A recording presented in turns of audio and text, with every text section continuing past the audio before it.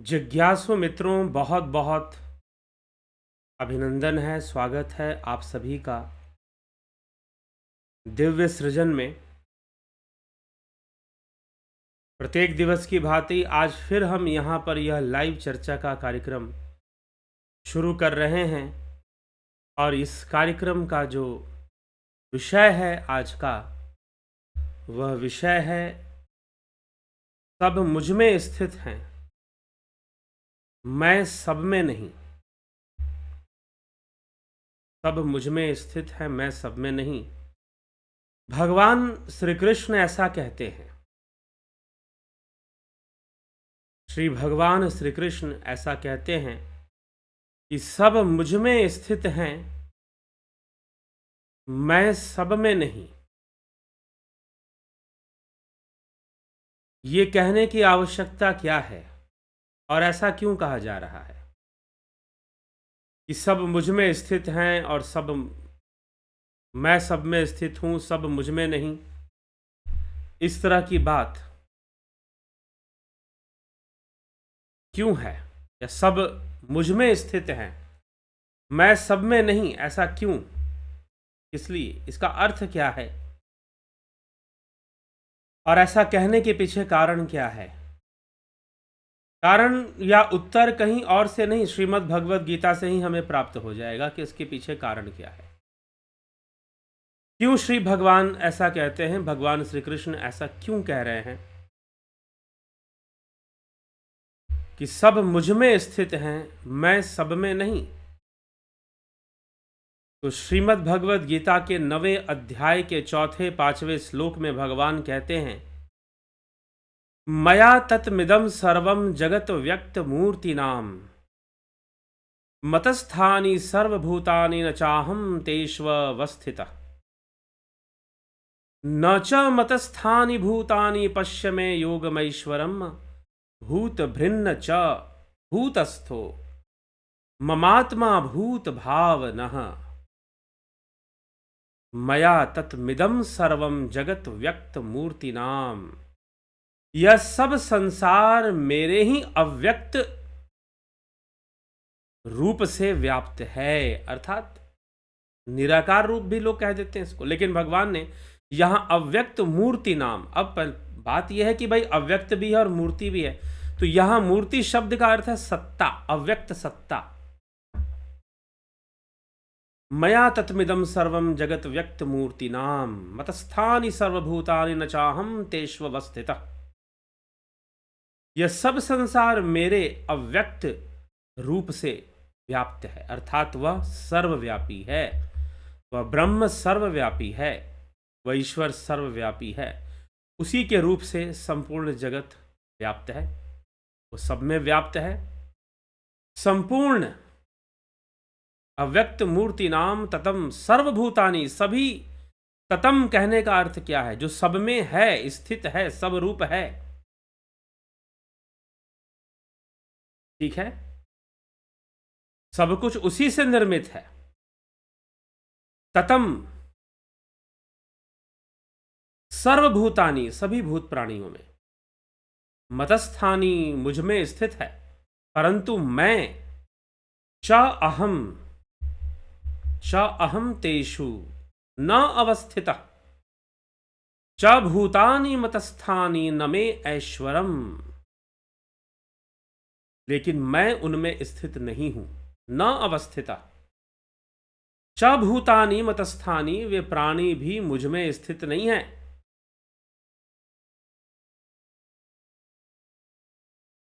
वे प्राणी भी मुझ में स्थित नहीं है। मेरे इस ईश्वर संबंधी योग को देख। ऐश्वरम न मे ऐश्वरम योगम पश्य भूत भावना च भूत भृत मम आत्मा भूतस्थ भूतस्थ न, अर्थात न च मतस्थानी भूतानी पश्य में योग ऐश्वर्य, मेरे योग ऐश्वर्य रूप को देख, समझ। मुझ में सब स्थित हैं, लेकिन मैं सब में स्थित नहीं हूं, नहीं हूं, तथा वे प्राणी मुझ में स्थित नहीं हैं। अर्थात उनका ईश्वरीय संबंध मेरे साथ नहीं है, सनातन संबंध मेरे द्वारा तो है लेकिन उनकी तरफ से नहीं है। मैं व्याप्त हूं, मैं सब में हूं, संपूर्ण जगत मुझ में स्थित है, संपूर्ण भूत प्राणी मुझ में स्थित है, मैं उनमें स्थित नहीं हूं। फिर भगवान ये भी कह देते हैं कि तथा वे प्राणी भी मुझ में स्थित नहीं हैं। पहले तो उन्होंने कहा कि प्राणी मुझ में स्थित हैं, परंतु मैं उनमें स्थित नहीं हूं। फिर कहते हैं वो प्राणी भी मुझ में स्थित नहीं है। संपूर्ण प्राणियों को उत्पन्न करने वाला, प्राणियों का भरण पोषण, धारण भरण पोषण करने वाला मेरा स्वरूप उन प्राणियों में स्थित नहीं है। कहने का तात्पर्य है उन प्राणियों में स्थित नहीं है। गोस्वामी तुलसीदास जी लिखते हैं, यही विधि जग हरि आश्रित रही, यद्यपि असत्य देत दुख आही। ये कितनी बड़ी विडंबना है, मनुष्य जाति की एक बहुत बड़ी विडंबना है कि यही विधि जग हरि आश्रित रही, यद्यपि असत्य देत दुख आही। फिर भी यह असत्य जगत दुखी करता है, दुख प्रदान करता हुआ दिखाई देता है। तो यह असत्य जगत कैसे दुखी करता है? यह विडंबना है।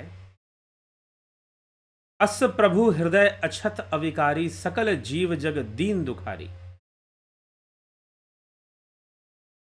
जो वह सर्वव्यापी निराकार अव्यक्त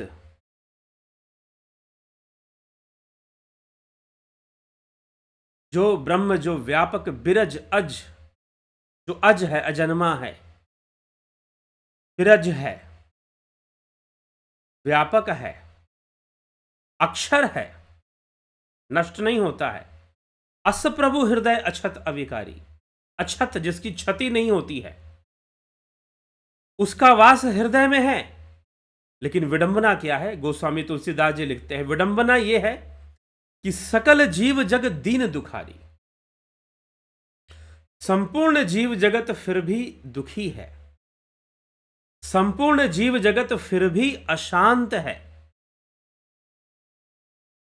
संपूर्ण जीव जगत फिर भी दुखी है, संपूर्ण जीव जगत फिर भी अशांत है, दुखी है। क्यों दुखी है? जब अक्षत, जिसकी क्षति नहीं होती, जो अविनाशी है, वह तुम्हारे साथ है, फिर भी तुम दुखी क्यों हो? तो उसके पीछे कारण यही है कि संपूर्ण भूत जगत, संपूर्ण प्राणी जगत उस परमात्मा में है, लेकिन वो परमात्मा उनमें नहीं है।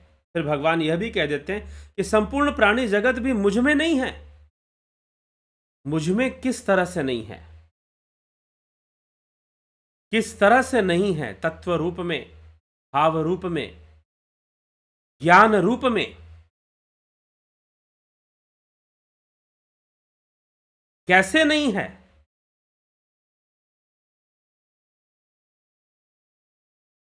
क्योंकि कुछ लोग अब जो है कहते हैं कि भाई भगवान तो मानने का ही विषय है। अगर भगवान, जिसको हमें अपने जीवन में इतना अधिक महत्व देना है, अगर वही मात्र मानने का विषय है, तो जीवन की दूसरी चीजें तो फिर व्यर्थ हो जाएंगे। इसलिए तर्क, कई बार तर्क दिए जाते हैं, सुनने में बड़े अच्छे लगते हैं ना, वाह वाह क्या बात बोल दी ना, क्या तर्क दे दिया। लेकिन तर्क को प्रमाण की कसौटी पे कसोगे तो वो पता चलेगा कि कितना सही है, कितना गलत है। सुनने में क्या अच्छा लगता है? समस्या यही है कि हम जो है ना, बातें सुनना चाहते हैं, ये सुनने में बड़ा अच्छा लग रहा है, वाह क्या बात बोल दी। लेकिन जब वो बातें निराधार होती हैं, बस सुनने तक ही लॉजिक हम देखते हैं। शास्त्रों के अध्ययन के पीछे यही विशेष बात है शास्त्र कहने का मतलब कोई भी कुछ भी उठा लिया, हम पढ़ने लगे तो वो शास्त्र अध्ययन नहीं हो जाएगा। अगर आप बात वैदिक धर्म की करते हैं तो, अगर आप वैदिक धर्म की बात करते हैं तो आपको वैदिक दर्शन का अध्ययन करना चाहिए, और न्याय शास्त्र जब आप अध्ययन करेंगे तो आ जाएगा कि बात कितनी सही है कितनी गलत है, हम उसे कसौटी पर कसेंगे। हम उसे कसौटी पर कसेंगे कि भाई हाँ, यह बात सही है कि नहीं है। यह तर्क बस तर्क है, चलता फिरता चालू वाला, या वास्तव में उस तर्क के प्रमाण भी हैं, तर्क के प्रमाण भी हैं कि नहीं हैं। मैं ऐसे बहुत सारे विचारों को सुनता हूं। कई बार लोग मुझे वीडियो ट्रांसफर कर देते हैं, भेज देते हैं कि आप ये देखिए, यहां पर कोई कह रहा है कि मंत्रों में शक्ति नहीं होती है, फिर कोई कह रहा है मंत्रों में शक्ति होती है, लेकिन जो कह रहा है कि मंत्रों में शक्ति होती है वो प्रमाणित नहीं कर रहा। वो कह रहा है कि देखो यहां पर लिखा है कि मंत्रों में शक्ति होती है, वो लिखी हुई बात बता रहा है। तो हमारे शास्त्रों में प्रमाण व्यवस्था में सबसे पहला प्रमाण ही प्रत्यक्ष प्रमाण है, फिर उपमान प्रमाण है, फिर अनुमान है, फिर उपमान है। प्रत्यक्ष, अनुमान, उपमान, शब्द, अर्थापत्ति और अनुपलब्धि। मीमांसा ने 6 प्रमाण व्यवस्था को माना है, न्याय दर्शन ने 5 को माना है। तो प्रमाण व्यवस्था के अनुसार आप चीजों को जानिए, लेकिन दुर्भाग्यपूर्ण यह है कि हम सुन सुनकर सब कुछ जानना चाहते हैं। हम हवा हवाई में चीजों को समझना चाहते हैं, और धर्म को भी हवा हवाई ही बना के रखना चाहते हैं। तो वहां पर धर्म का जो लाभ है निजी जीवन में नहीं रह जाता फिर, क्योंकि हम चीजों की सत्यता को वास्तविकता में जानने की कोशिश ना करके उसकी प्रसिद्धि से जानने की कोशिश करते हैं कि भाई अगर कोई बात बहुत प्रसिद्ध हो रही है मतलब सही होगी, इतनी प्रसिद्ध हो रही है तो। यही तो असत्य की ताकत है। असत्य प्रसिद्ध होना जानता है, सत्य हमेशा प्रकट होता है, प्रसिद्ध नहीं होता, प्रकट होता है। लेकिन सत्य से सही मायनों में मतलब होना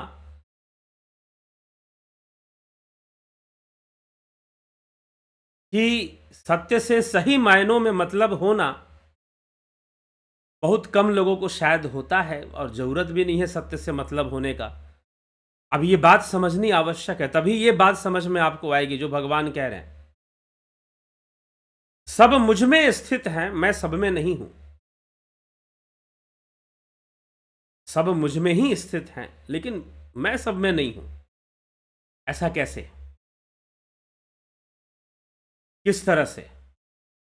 क्योंकि जो सत्य है वो सबके सामने प्रकट नहीं होता, वो बहुमूल्य है। किसी ने बड़ा सुंदर एक, शायद कबीर की वाणी है, कहते हैं सिंहों के लहड़े नहीं, हंसन के नहीं पात, लालन की नहीं बोरियां, संत न चले जमात। कबीर की वाणी है। संभवतः सिंहों के लहड़े नहीं, मैंने कबीर वाणी कहीं बज रही थी कैसेट या रिकॉर्डर में, तो उसी में यह भी गाया गया था, इसको भी गाया जा रहा था। सिंहों के लहड़े नहीं, हंसन के नहीं पात। जो हंस होते हैं वो पात में नहीं रहते, पात में बगुले उड़ते हैं, हंस नहीं। दूसरे पक्षी उड़ते होंगे, पक्षियों के पात होते ना, पात में उड़ते हैं पक्षी। हंस पात में नहीं उड़ता। सिंहों के लहड़े नहीं, सिंहों के झुंड नहीं होते। झुंड जो होते भेड़ियों के होते हैं, भेड़ के होते हैं, गीदड़ों के होते हैं, सियारों के होते हैं। सिंहों के लहड़े नहीं, हंसन के नहीं पात, लालन हीरे की बोरियां नहीं आती भाई साहब। लालन मतलब हीरा, हीरे की बोरियां नहीं होती, लालन की नहीं बोरियां। संत न चले जमात, संत जमातों में न चलते। क्योंकि यहां पर संत दिखने वाले संत की बात नहीं कह रहे तुलसीदास जी। तुलसीदास जी खुद दिखने वाले संतों में से नहीं थे, तुलसीदास जी खुद जमातियों में से नहीं थे। उनकी अपनी एक जीवनी, अनोखी ही जीवनी है और एक अनोखा ही उनका जीवन है और उनके द्वारा यह किया गया कार्य भी अनोखा है, रामचरितमानस जो उन्होंने लिखा है। तो इसीलिए संत न चले जमात, वो संत कोई जमात में चले वह संत नहीं। तो इसीलिए जो विशेष जानता है और जब वो कोई विशेष बात बताता है तो बहुत सारे लोग उनकी बुद्धि में उसका स्वीकार्य हो पाना आसान नहीं होता, सरल नहीं होता, भले वो पूर्णतः सत्य क्यों ना हो, बात पूरी तरह से सही क्यों ना हो। ठीक है, उसे एक संघर्ष की प्रक्रिया से निकलना पड़ता, लेकिन फिर भी एक बात कही जाती है कि 3 चीजें तो छुपेंगे नहीं, सत्य, चंद्रमा और सूर्य। सत्य, चंद्रमा और सूर्य सामने आएगा, तो सामने आता भी है लेकिन बिरलों के पास ही पहुंचता है। तो इसीलिए मैं सब में हूं, सब मुझ में नहीं है, क्योंकि सब कहां पर हैं? सब माया में है, सब माया में है। तो इसलिए ईश्वर ज्ञान का विषय है और यह गीता भगवान कहते हैं कि ज्ञान का विषय है। ज्ञान वो शक्ति है जिससे कि पापी से पापी व्यक्ति भी पवित्र हो सकता है। ज्ञान के माध्यम से राज विद्या राज गुह्यम पवित्र मिद्यम उत्तमम, भगवान श्री कृष्ण यहां पर कह रहे हैं। ज्ञान की बात भी भगवान श्री कृष्ण अर्जुन से कह रहे हैं, दिव्य दृष्टि की बात भी भगवान श्री कृष्ण अर्जुन से कह रहे हैं। ज्ञान से बढ़कर पवित्र करने वाली दूसरी कोई वस्तु नहीं हो सकती है। तो निश्चय ही वह ज्ञान का विषय है,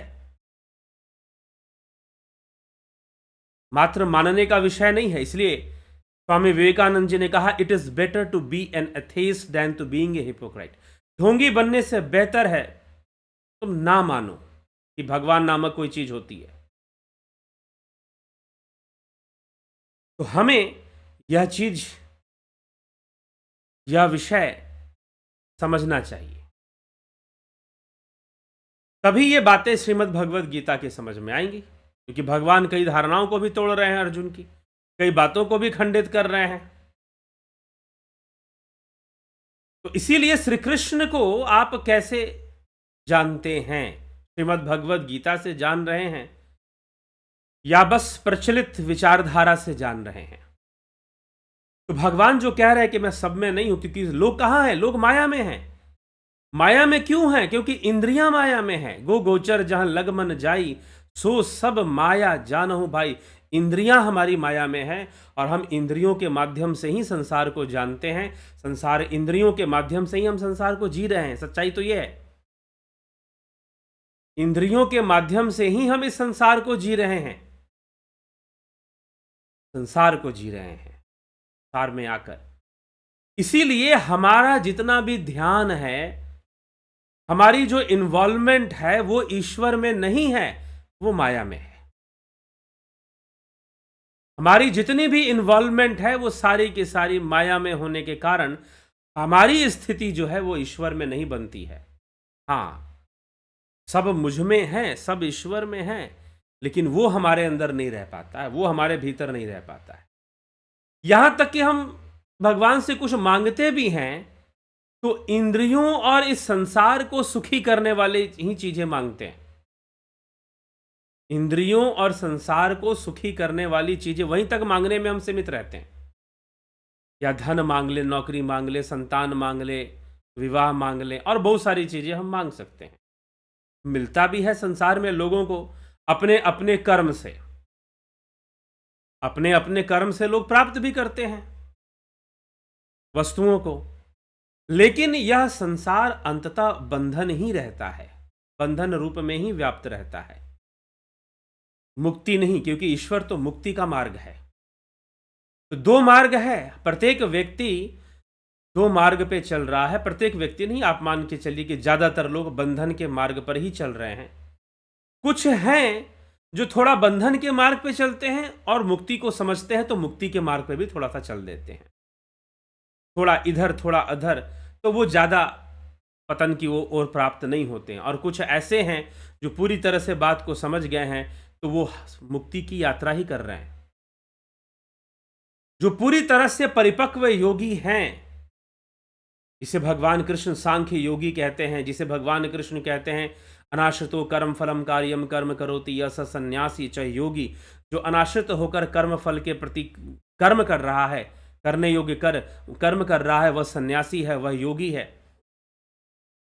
जो भगवान श्री कृष्ण इस तरह की परिभाषाएं दे रहे हैं, उसमें जो वैसा योगी है वो संसार के सब कर्म को, सब भोग को भोगता हुआ भी वह मुक्ति की ओर ही आगे बढ़ रहा है, वह मुक्ति पद पर ही अग्रसर है, सर्वदा मुक्ति के मार्ग पर आगे बढ़ रहा है, क्योंकि वह इस संसार में योग भोग इन सब के रहस्य को भली भांति जानता है, समझता है, दोनों पक्षों के रहस्य को जानता है, एक ही पक्ष के रहस्य को नहीं जानता।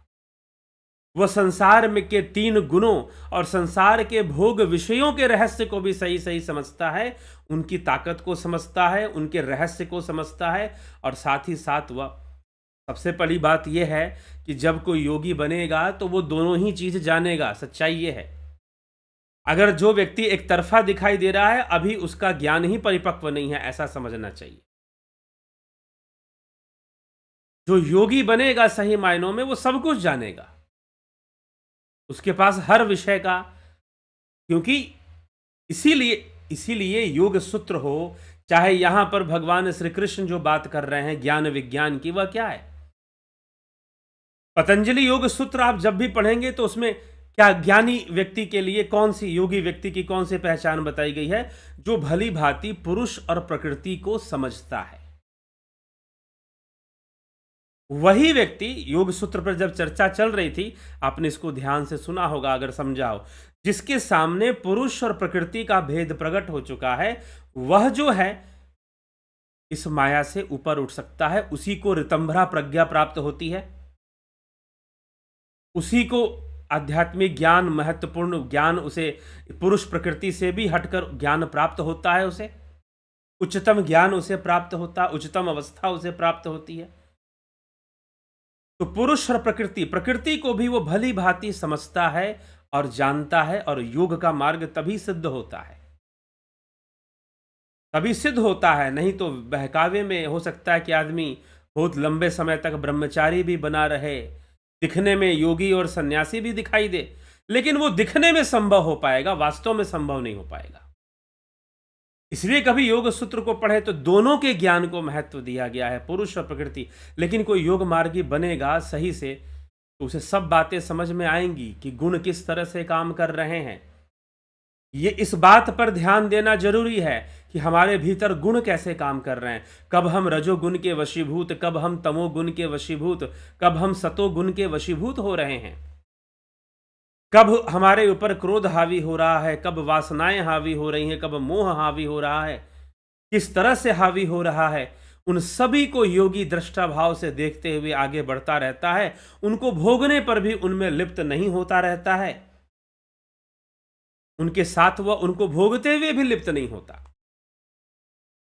ऐसा मार्ग श्रीमद् भगवद गीता भगवान कह रहे हैं। तो यहां लेकिन यह एक परिपक्व अवस्था में है, योग साधना करते हुए वह प्रकृति के नकारात्मक सकारात्मक हर तरह के पक्ष को समझता है और एक संतुलन बनाकर जीवन को जीना सीख लेता है, एक संतुलन बनाकर जीवन को जीना सीख लेता है। सब जानता है कितनी अग्नि की आवश्यकता है, कितनी जल की आवश्यकता है, और खुद को संतुलन में रखते हुए, साधते हुए, योग साधना करते हुए वह योगी आगे बढ़ता रहता है, आगे बढ़ता रहता है। तो यह योग मार्ग पर आगे बढ़ने का तरीका होता है। तो इसीलिए जो जान जाता है, लोग एक तरफा जीवन जीना शुरू कर देते हैं और शास्त्र सम्मत मत से विषयों को ना समझने की कोशिश करते हैं, ना जानने की कोशिश करते हैं। वो खुद भ्रमित होकर दूसरों को भी भ्रमित करते रहते हैं। तो भ्रम से बचने की आवश्यकता है, भ्रम से बचने की आवश्यकता है। तो भगवान श्री कृष्ण इसीलिए कहते हैं कि सब मुझ में स्थित हैं, मैं सब में स्थित तो नहीं हूं। क्यों नहीं हूं? क्योंकि सब तो माया से ही जानने की कोशिश कर रहे हैं। मुझ अव्यक्त सत्ता को जानने की वह कोशिश नहीं करते हैं। अव्यक्त मूर्तिमान, मूर्तिनाम, जो अव्यक्त सत्ता है, जो परमार्थ सत्ता है, उसको जानने का कोई प्रयास वो नहीं करते। आगे श्री कृष्ण भगवान कहते हैं इसी संदर्भ में अपनी ही इस स्थिति को बताते हुए, यथाकाशा स्थितो नित्यम वायु सर्वत्रगो महान तथा सर्वाणि भूतानि मतस्थानित युपधाराय, मतस्थानी इति उपधाराय, यथा सर्वत्रगः, जैसे सब जगह विचरने वाली महान वायु नित्य ही आकाश में स्थित है। वायु कहाँ स्थित है? आकाश में स्थित है। ऐसे ही संपूर्ण प्राणी मुझ में ही स्थित रहते हैं। वायु आकाश में स्थित है, तो आकाश भी तो वायु में स्थित है, लेकिन वायु को तो अपनी जो चंचलता है उसमें आसक्ति बनी हुई है। जैसे कि समुद्र की लहरें हैं, उठती हैं, और ऐसा लगता है जब आप समंदर के किनारे जाओ, बंगाल की खाड़ी की तरफ ज़्यादा ऊंची ऊंची लहरें उठती हैं वहां। अगर आप समुद्र के किनारे जाओ तो आप देखोगे कि जैसे लहरें दौड़ रही हों, आपस में रेस लगा रही हों, आपस में रेस लगा रही हों कि मुझे ज़्यादा दूरी तक जाना है, नंबर 1 कौन आएगा और मुझे ज़्यादा दूर तक, तट पर कौन ज़्यादा दूरी नापेगा। जैसे लहरों के बीच में एक रेस लगी हो, एक दौड़ लगी हो, सारी लहरें दौड़ रही हैं और रेस लगा रही हैं कि कौन आगे तक जाएगा। कुछ लहर आगे तक आती है, वहां से वापस लौट आ जाती है, कुछ और दूर तक आती है, वापस लौट आ जाती है, कुछ और दूर तक जाती है, कुछ काफ़ी आगे तक जाती है और फिर वापस लौट आ जाती है। कोई बिरली लहर होती है जो बहुत दूर तक जाती है, बहुत आगे निकलती है। तट के ऊपर कई बार जो है वहां पर लोग अम्ब्रेला लगाकर बैठ जाते हैं, छतरी लगाकर। कई बार लोग दूरी बनाकर बैठते हैं कि लहरें हम तक आएंगी नहीं, बस हम लहरों को देखते रहेंगे। लेकिन बैठे बैठे अचानक क्या होता है, कोई लहर बहुत आती है और उनको छूकर चली जाती है। मतलब लहर की ताकत ज्यादा होती है, वो काफी दूर तक आ जाती है। लेकिन अंत क्या है लहरों का? उस सागर में ही तो मिलना है, अंत में वो जाकर सागर में ही मिलती हैं। लेकिन कुछ देर के लिए लगता है जैसे लहरें भूल गई हैं कि वो हैं क्या। वो उसी जल तत्व से ही तो बनी है,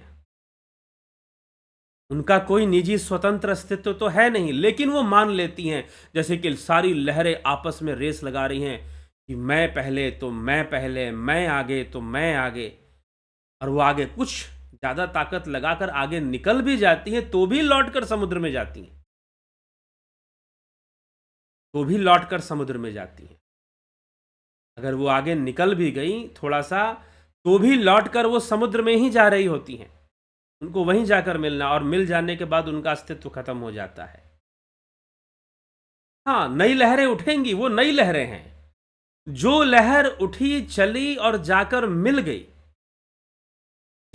गई, फिर वो वापस नहीं आने वाली। हाँ, नई लहरें आएंगी ना वापस, नई लहरें फिर से वापस आएंगी।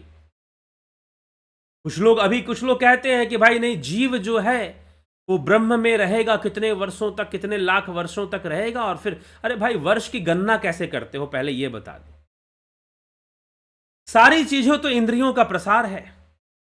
इस इंद्रियों से ही सब कुछ देख रहे हो, देखते हो कि सूर्योदय हो रहा है, सूर्यास्त हो रहा है। ये इंद्रियां ही तुमको बताती हैं कि दिन हो रहा है, रात हो रहा है। सब कुछ तो इंद्रियां ही बता रही हैं, और उसी के आधार पर वर्ष की गणना कर लेते हो, और वर्ष की गणना पर इतने वर्ष तक जीवात्मा। अरे जीवात्मा के लिए कौन सा वर्ष होता है भाई? ये स्थूल देह ना रहे, ये स्थूल इंद्रियों में अगर जीवात्मा ना रहे, तो जीवात्मा के लिए कौन सा वर्ष होगा फिर बताइए? कौन सा सूर्योदय होगा और कौन सी रात्रि होगी फिर? अगर ये शरीर ना रहे, ये आंखें ना रहें।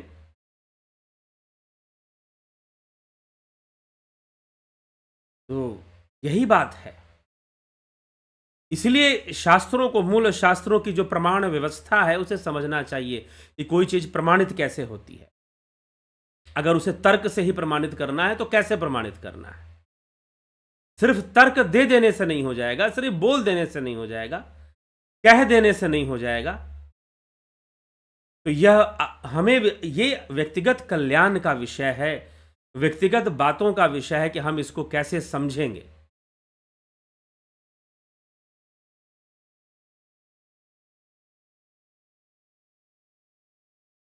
तो हमें समझने की कोशिश करनी चाहिए, तभी जाकर यह शास्त्र व्यवस्था हमें समझ में आती है, नहीं तो समस्याएं होती हैं फिर। और बस प्रचलित बातों में ही हम घूमते फिरते रहते हैं। तो प्रचलित बातों में घूमने फिरने के बजाय हमें निकलने की कोशिश करनी चाहिए और जानने समझने की कोशिश करनी चाहिए। तो यही बात है कि इतने वर्षों तक जीव रहेगा, फिर वापस आएगा। एक दूसरी विचारधारा है जो ये कहती है कि कुछ भी तो स्थिर नहीं है। यहां तक कि 1 घंटे पहले जो हम थे वो अभी नहीं है, बदल चुके हैं, थोड़ा सा परिवर्तन हो चुका है। एक पाश्चात्य दार्शनिक हेरेक्लाइटस ने कहा कि you cannot bath in the same river again. आप दोबारा उस नदी में स्नान नहीं कर पाओगे। एक कहेगा नहीं मैं तो दोबारा उस नदी में, नहीं, वो नदी बदल चुका है, वो नहीं है अब। एक बार हेरेक्लाइटस ने अपने मित्रों से कहा कि आज के बाद मैं तुम्हें कभी नहीं मिलूंगा। 2 दिन बाद हेरेक्लाइटस से फिर से वो लोग मिले। उन्होंने कहा कि तुम बड़े विचित्र आदमी हो भाई, पागल समझा है क्या हमको? तुम कहते हो कि दोबारा हमसे मिलोगे नहीं, लेकिन तुम तो खड़े हो हमारे सामने। उसने कहा कि नहीं, मैं वो आदमी नहीं हूं जो 2 दिन पहले था, मैं थोड़ा सा बदल चुका हूं, मुझमें थोड़ा परिवर्तन आ चुका है, मैं बिल्कुल वही आदमी नहीं रह गया अब जो 2 दिन पहले था। मेरी उम्र भी 2 दिन बढ़ गई है, 2 दिन कई चीजें बदल चुकी हैं, तो मैं बिल्कुल एग्जैक्टली वही आदमी नहीं हूं जो 2 दिन पहले था। तो फिर वही जीवात्मा फिर से वापस आएगी इतने वर्षों तक ब्रह्म में। तो मुझे लगता है मान्यता पे आधारित बातें हैं, अनुमानित बातें तो भी नहीं लगती हैं ये सब। लेकिन जीव का लय, जीव पूर्णता को प्राप्त करेगा जब वो ब्रह्मलीन होगा। वहां से आवागमन नहीं होता, तद्धाम परमम मम। भगवान कहते हैं मेरे परम धाम से अनावृत्ति हो जाती है, आवृत्ति नहीं होती, वहां से आवागमन नहीं होता। श्रीमद् भगवद गीता में कई बार कई जगहों पर भगवान ने लिखा है वहां से पुनरावृत्ति संभव नहीं है। पीछे भी हम इसकी चर्चा कर चुके हैं, शब्द प्रमाण भी उपलब्ध है कि पुनरावृत्ति संभव नहीं है, फिर भी कहोगे पुनरावृत्ति होगी, जीव आएगा वहां से। तो समुद्र की लहर जो चली, जो मिल गई, वो कभी वापस, वो वाली तो वापस लौट के नहीं आने वाली है किसी भी कीमत पर। ठीक है, नई लहरें उठती रहेंगी, रेस लगाती रहेंगी। तो वही संसार में हो रहा है। यह जीव भूल जाता है कि वह तो समुद्र का ही अंग है। लहरों के बीच में ऐसा लगता है जैसे रेस लगी हुई है और लहरें जो हैं अपना अस्तित्व मानकर बैठी हुई हैं, लंबी दूरी की यात्रा तय करना चाहती हैं, आगे बढ़ना चाहती हैं, दूर तक किनारे पर जाना चाहती हैं, फैल जाना चाहती हैं, लेकिन अंततः फिर उन्हें लौटना पड़ता है और लौटकर समझ में आ जाता है कि कुछ नहीं रखा यहां पर। हमारे लिए इस तट पर कुछ नहीं है, हमें लौट जाना चाहिए। हमारे लिए तो सब कुछ उस वहीं पर है जहां से हम आए हैं। तो वास्तव में जीव की जो पूर्णता है वह पूर्ण काम तभी होता है, उसकी सारी कामनाएं तभी स्थिर हो जाती हैं, या सारी कामनाएं लय को प्राप्त हो जाती हैं, खत्म हो जाती हैं, प्रलय हो जाता है कामनाओं का, जब वो ब्रह्म में लीन हो जाता है, जब वो परमधाम की प्राप्ति कर लेता है। उससे पहले लहरें पूरी कोशिश करती हैं अपनी हर कामना को पूर्ण करने के लिए, फिर वो खुद ही समझ जाती हैं कि नहीं, इस सूखे तट पर हमारे लिए कुछ भी नहीं रखा, हमें तो लौट जाना है। हमारा तो जल तत्व है, हमारा तो तत्व जल है और हम अपने तत्व से दूर जा रहे हैं। लहरों का तत्व तो पानी है ना, जल है ना, और जब वो तट पर आगे बढ़ती हैं तो उन्हें जल नहीं मिलता, सूखी भूमि मिलती है। तो उन्हें पता चलता है कि इस संसार में हमें कुछ मिलना नहीं है, मृग मरीचिका है। मृग मरीचिका के समान, जैसे कि रेगिस्तान में जहां रेत ही रेत चारों तरफ है, वहां पर आप देखोगे रेत में आपको तालाब दिखाई देगा, पूरा का पूरा तालाब, जैसे बहुत पानी होगा, दूर से देखोगे शायद वहाँ पानी है, कोई छोटा सा तालाब है, वहाँ पहुँचोगे तो पानी गायब हो जाएगा, पानी वहाँ होगा ही नहीं। मृग मरीचिका, लहरों को लगता है कि हम दूर तक जाएंगे तो शायद हमें कुछ मिल जाएगा, लेकिन सिर्फ सूखा सूखा रेत रेत मिलता है, सूखी रेत मिलती है। जहां तक वो जाते हैं उन्हें सूखी रेत ही मिलती है, और लहरें सोचती हैं कि अब लौटो यहां से, कुछ नहीं रखा यहां पर। वैसे ही योगी का जीवन है, संसार में भटक कर बहुत ज्यादा भोगों को, अपने आप को सांसारिक भोगों से संतुष्ट करने की जो दौड़ है, उसको वो दौड़ता है और फिर उसे लगता है कि कुछ नहीं रखा, वहां से भागने की कोशिश करता है, वापस लौटने की यात्रा शुरू होती है, योग की यात्रा शुरू हो जाती है। योग की यात्रा करते हुए भी अभी वो कुछ संसार की तरफ ही है, लेकिन फिर यात्रा तो हो रही है, लौटते हुए भी तो उसी सूखे रेत से ही लौटना है, लेकिन अब लौटने की प्रक्रिया शुरू हो चुकी है। भले ही जीवन में भोग दिखाई दे रहे हो, फिर भी लौटने की प्रक्रिया शुरू हो चुकी है, वापस जाने की प्रक्रिया शुरू हो चुकी है, और वो वापस यात्रा करना शुरू कर देता है, अपने ही तत्व में विलीन होना शुरू कर देता है। और जब यह जीव भी एक लहर है, इसलिए कहा गया तो ही मोही मोही तो ही अंतर कैसा। संत रविदास की वाणी, संभवतः गुरु ग्रंथ साहिब में गुरबानी की वाणी है ये। तो ही मोही मोही तो ही अंतर कैसा, कनक कटीक जल तरंग जैसा, तुझमें मुझमें तुझमें अंतर ही कैसा है। कनक कटीक, सोना और सोने के गहने में कितना अंतर, जल तरंग जैसा, पानी और पानी के तरंग में, लहरों में कितना अंतर, उसी में फिर जाकर मिल जाना है। तो समुद्र उन लहरों में, जो लहरें हैं समुद्र में हैं, लहरें समुद्र का ही अंग है, समुद्र से कभी अलग नहीं हो सकती हैं, लेकिन लहरों को लगता है कि हमारा अलग अस्तित्व है, हमारा शायद अलग अस्तित्व बन चुका है, लहरों को लगता है। तो लहरें समुद्र में ही हैं, लेकिन समुद्र लहरों में नहीं है, समुद्र तो गहराई में है। लहरें समुद्र में ही हैं, लेकिन समुद्र लहरों में नहीं है। क्या लहरों में समुद्र भला कैसे समाए?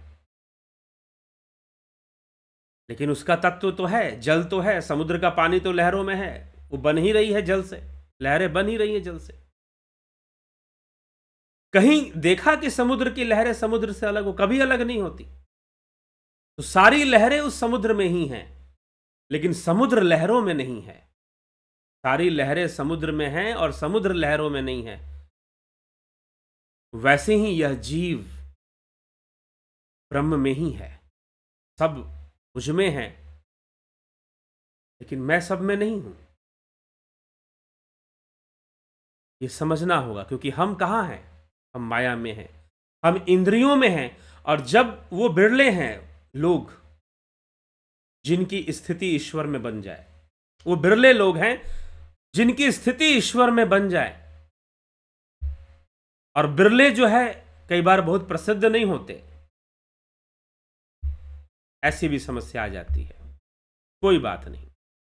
यही भगवान कहते हैं कि जैसे सब जगह विचरने वाली महान वायु नित्य ही आकाश में स्थित रहती है, ऐसे ही संपूर्ण प्राणी मुझ में ही स्थित रहते हैं, ऐसा तुम मान लो।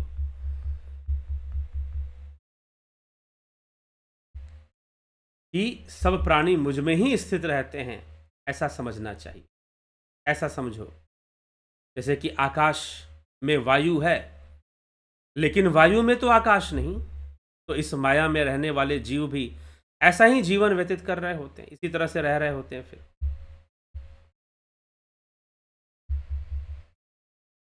तो ये जब हम समझेंगे तो किस तरह से ये स्थिति बनती है, जो भगवान यहाँ कह रहे हैं सब मुझ में है, मैं सब में नहीं हूँ, फिर कहते हैं वो भी मुझ में नहीं है। क्यों नहीं है? क्योंकि वो जानते नहीं है, इसलिए नहीं है। जानते नहीं है, जानना पड़ेगा, उसकी यात्रा करनी पड़ेगी, पारमार्थिक यात्रा करनी पड़ेगी, युग की यात्रा करनी पड़ेगी, युग को समझना पड़ेगा। हमें उस अंतर्निहित हृदयस्थम देवम, जो हृदय में स्थित देवता है, उसे जानना पड़ेगा, उसकी ओर हमें आगे बढ़ना पड़ेगा। और उसे जानने का जो मार्ग है वापस लौटने का जो मार्ग है अपने मूल तत्व की ओर, वही ध्यान योग है। ध्यान योग वापस लौटने का मार्ग है, अपने मूल को जानने का मार्ग है, मूल स्वरूप के साक्षात्कार का मार्ग ध्यान योग है, ईश्वर साक्षात्कार का मार्ग ध्यान योग है। तो हमें उस ओर बढ़ने का मार्ग ध्यान योग है। हमें जानने की कोशिश करने, स्वयं को जानने की कोशिश ध्यान योग है। आत्म साक्षात्कार को जानने का मार्ग ध्यान योग है। आत्मा और ब्रह्म के एकत्व बोध, जिसे ब्रह्म ज्ञान कहा आदि गुरु शंकराचार्य ने, ब्रह्म और आत्मा का एकत्व बोध होना, यह मार्ग ध्यान योग है। तो हमें ध्यान योग के मार्ग पर हमें चलना चाहिए। और यह ध्यान योग का ऑनलाइन कोर्स है। आप ज्वाइन करना चाहते हैं, ज्वाइन कर सकते हैं। कल से शुरू हो जाएगा कोर्स। कल से कोर्स शुरू हो जाएगा, आप इसे ज्वाइन कर सकते हैं। कल से कोर्स शुरू होगा तो क्या ज्वाइन परसों भी कर सकते हैं? जी हाँ, 2 दिन हम एक्स्ट्रा टाइम देते हैं ज्वाइनिंग के लिए। 2 दिन एक्स्ट्रा टाइम मतलब 22 तारीख तक ज्वाइन किया जा सकता है। 22 तारीख तक आप ज्वाइन कर सकते हैं इस कोर्स को। लेकिन शुरू तो ये कल से ही हो जाएगा, इसलिए विलंब ना करें, इसको ज्वाइन कर लें, तभी आप इसका लाभ कल से उठा पाएंगे। तो चलिए आगे बढ़ते हैं। यह वही मार्ग है जो हमें मूल स्वरूप तक ले जाएगा, उस ईश्वर तक जो तत्व रूप में विद्यमान हमारे भीतर है, सर्वव्यापी है, वहां तक ले जाएगा। ठीक है, चलिए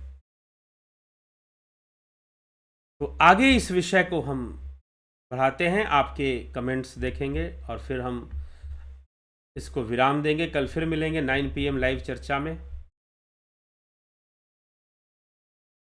नवज्योति नाथ जी, किशोर वैद्य जी, नरेंद्र माकुड़े जी, अवधेश कुमार जी, संतोष कुमार जी, अमन कक्कर जी, नूतन भट्ट जी, सविता नायक जी, काशीनाथ जी, बहुत अभिनंदन है। शंकर प्रसाद जी, राजू पाल हरी, कमलेश खैरनर, घनश्याम सरोदे, राम निवास मीना, विनोद के सूद, गोविंद प्रसाद, नीमा जी, कन्हाई कुमार जी, रूपलाल विश्वकर्मा जी, चितरंजन बरुआ जी, श्वेता राय सिन्हा, बलवंत सिंह गोहिल, गंभीर शाह, रामविलास जी, आशा रानी जी, बहुत अभिनंदन है।